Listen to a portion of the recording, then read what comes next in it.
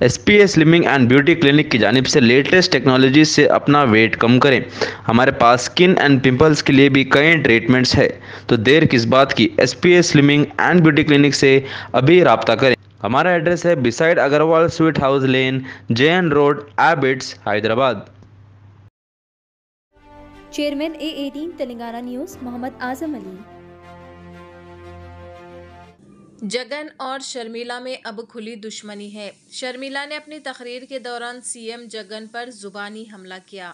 YS Sharmila बाज़ाब्ता तौर पर Andhra Pradesh Congress wing की नई सदर है। उन्होंने आज विजयवाड़ा में एपीसीसी सदर का ओहदा संभाला और पहली बराह रास्त सियासी तकरीर में उन्होंने एपी में जगन हुकूमत पर सवाल उठाया। जगन और चंद्रबाबू ने रियासत को एक गहरे माली बहरान में धकेल दिया। जगन रेड्डी ने खुद पिछले 5 सालों में 3 लाख करोड़ रुपए का कर्ज लिया था। उसने सिर्फ ये किया कि हर जगह माफिया के कवानीन नाफिज किए, शर्मिला ने कहा। शर्मिला ने दावा किया कि जगन खुफिया तौर पर बीजेपी के साथ इत्तेहाद में है। उन्होंने कहा कि जगन हुकूमत ने आंध्र प्रदेश में शराब माफिया, रेत माफिया और कानकुनी माफिया को मुतारिफ कराया है। वो अपने भाई जगन रेड्डी के खिलाफ सख्ती से चली गई। उन्होंने जगन को तनकीद का निशाना बनाते हुए एक लफ्ज़ भी नहीं बोला जब मणिपुर में फसादात चल रहे थे।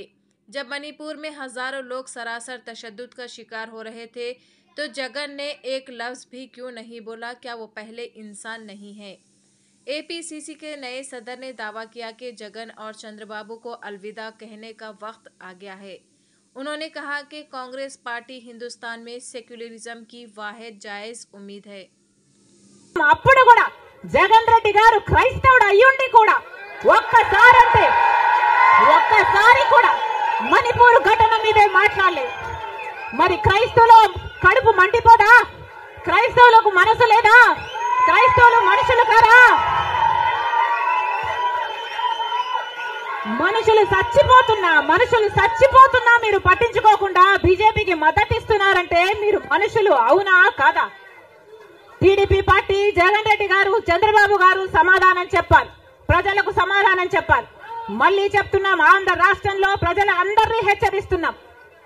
బీజేపీ పార్టీకి, టీడీపీ పార్టీకి, వైసీపీ పార్టీకి పొత్తులు ఉన్నాయి. అవి మన కంటికి కనిపించినా కనిపించకపోయినా పొత్తులు ఉన్నాయి. గత 5 సంవత్సరాలుగా చూశాం. టీడీపీ ఎంపీలైనా, వైసీపీ ఎంపీలైనా బీజేపీకే మద్దతు ఇచ్చాయి. ప్రతి అంశంలో వాళ్ళ పక్కన నిలబడ్డారు. ఆఖరికి మణిపూర్ అంశంతో సహా బీజేపీ పార్టీకి తెలుగుదేశం పార్టీ, వైసీపీ పార్టీ మద్దతు ఇచ్చిన మాట వాస్తవం.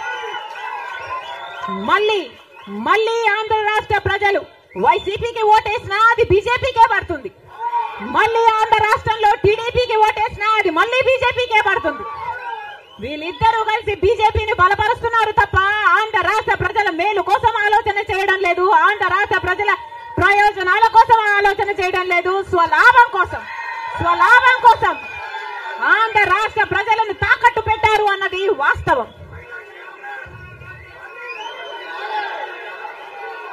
మళ్ళీ చెప్తున్నాం, రాజశేఖర్ రెడ్డి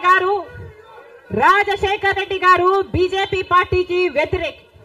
రాజశేఖర్ రెడ్డి గారు తత్వ పార్టీ కాబట్టి ఒక మతాన్ని రెచ్చగొడతారు, ఇంకో మతాన్ని అవమానిస్తారు. ఇదే బీజేపీ పార్టీకి తెలిసిన రాజకీయం. మతం పేరుతో చిచ్చు పెట్టాలి, ఆ మంటలో వీళ్ళు చలి కాచుకోవాలి. ఇదే బీజేపీకి తెలిసిన మంత్రం. అందుకే రాజశేఖర్ రెడ్డి గారు బీజేపీని ఎప్పుడు వ్యతిరేకించారు. రాజశేఖర్ రెడ్డి గారు ఆశయాలు ఒక్క కాంగ్రెస్ పార్టీలోనే నెరవేరు